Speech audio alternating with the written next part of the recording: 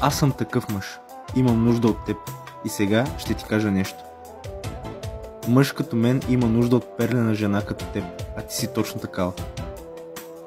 Не искам жена, която да ми губи времето, а искам жена, която да ме кара да си губя пръстите в косите й. Не искам жена, която да ме обърква, а само да ме побърка. Ти знаеш какво искаш.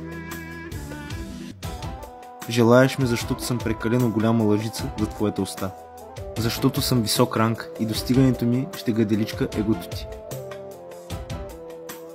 Искаш ме, защото съм различен. Защото съм съвременен мъж с ретровиждане към живота. Модерно демоде. Харесва ти това, че умея да се наслаждавам на момента и на себе си. Харесва ти това, че съм грижовен. Аз съм мъж, който знае цената на времето си. Знам какво да правя с него.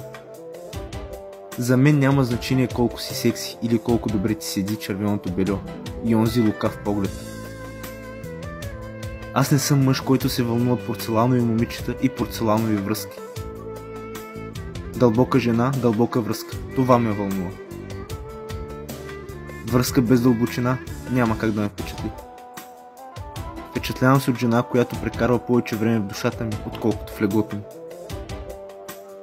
От жена, която хвърлила ластото си и ме е хванала за гърлото и ме е въвлякла в примката си и ме дърпа с ушата си.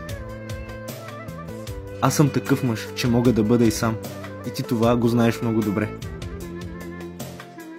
За мен е важно не само качеството, а и количеството.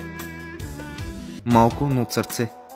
И ако си тръгна и разбия сърцето ти, то е защото съм достатъчно зрял да не се поддам на прищевки и манипулации.